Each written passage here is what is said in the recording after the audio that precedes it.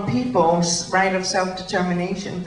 And it's interesting, your presentation tonight, because we are, I'm sure you're well aware that we are having a military buildup to begin basically in 2010 and ending by 2014.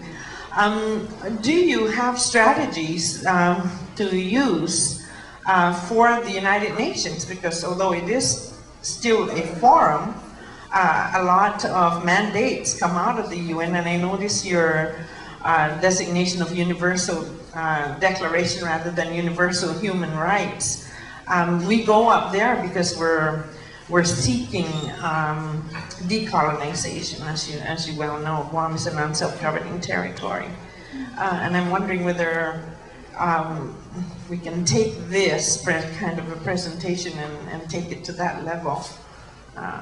Yeah, what those strategies what I'm saying is that while indeed after the Second World War, self-determination became the pivotal concern, especially of peoples who were under the yoke of colonization, there's still some others who had discrete languages, discrete cultures and mores, wanted to govern by themselves. And now there are more and more ways of accommodating this without necessarily catapulting them to the nation-state category.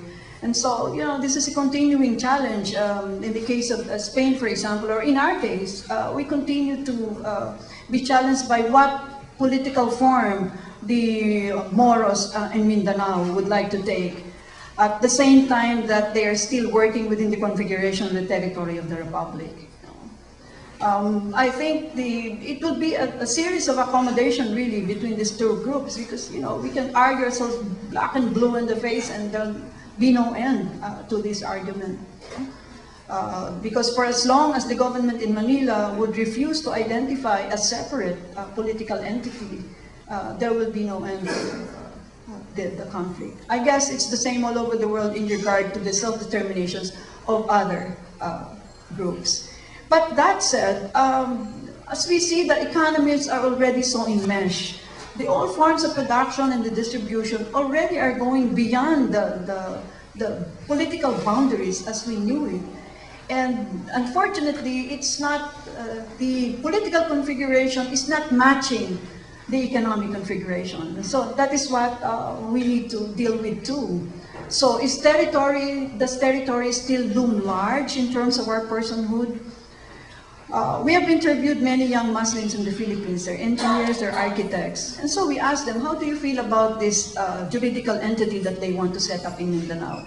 And they said territory will not be something that will make them not move just because there is that entity. I mean, if he's an architect and his services will be, let us say, wanted in Singapore or elsewhere, he will go there. But I think what we need to pay attention to is we need to pay due attention to the history of the past of the Muslims, to the ancestral domain that the Muslims continue to claim. And that one, I think, should be granted. It's still within the purview of the respect for the integrity of the Republic. So there's a happy compromise if Manila is willing to do that. But my view is a minority view, unfortunately.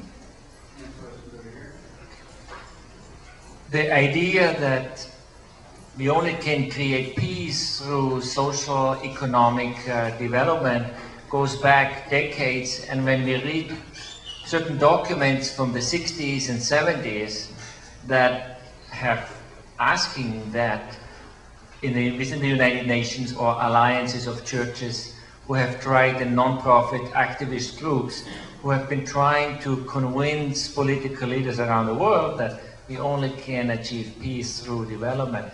What's your interpretation why that idea didn't really catch through? Why did this idea wasn't embraced? Or I guess my answer to that would be to give the example of Mindanao, which I'm quite familiar with. So many administrations tried to put a lot of resources in Mindanao, paying attention to the economic development framework. But still, we are confronted with a continuing insurgency there, and the place continues to be not a place where economic activity can happen.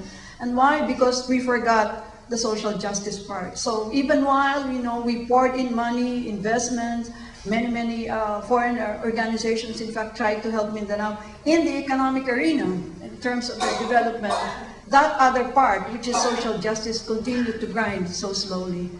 And I think that one has to be addressed by a new president, which we will have in a few months now.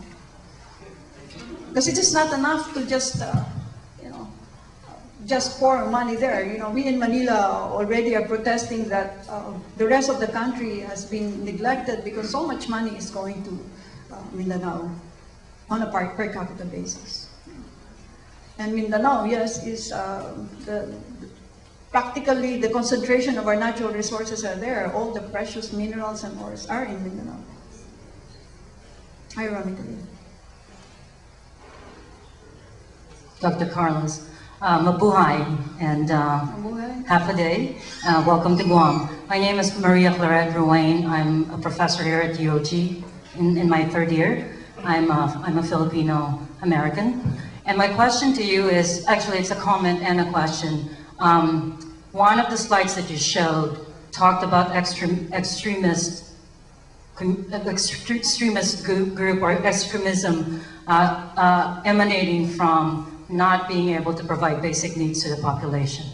So my question to you is, I look at Mindanao as exactly one that is described as such. Because when I was teaching at the University of the Philippines School of Economics in 1995 to 98, I actually was involved in the United Nations project, which estimated the Human Development Index, the scoring system for the Philippines. And we did that also for the provinces. And it's very clear, I like to have the numbers tell me the story. And in fact, when you talk about a very basic statistic such as life expectancy, where it's as high as 84 years old, in Metro Manila, if you live in Metro Manila, you could expect to live up to 84 years old. The statistics for Mindanao is less than 50 years old, which really tells you the harsh condition that is happening in the region. And it's not to justify the frustration and the extremism there, but it certainly, it gives you, it puts things in perspective. We identify really the vulnerabilities there. When we were in Hulo, the first day we were there, the water was up to our knees. The fourth day we were there for 4 days. And on the fourth day, the water was still up to there. And we asked why this is so, when the water can very well go to the sea and dissipate.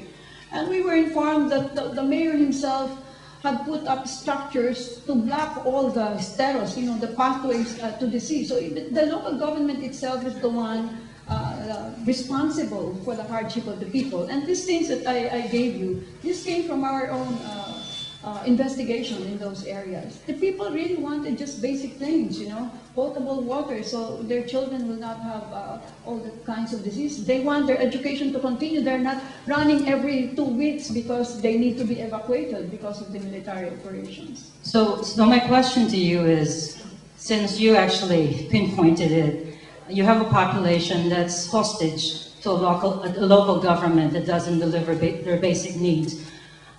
The U.S., I view, is caught in a dilemma of being a wealthy nation with economic and political power. And when you have an area that's being neglected by its own government, people in this area tend to call out to the international community. And the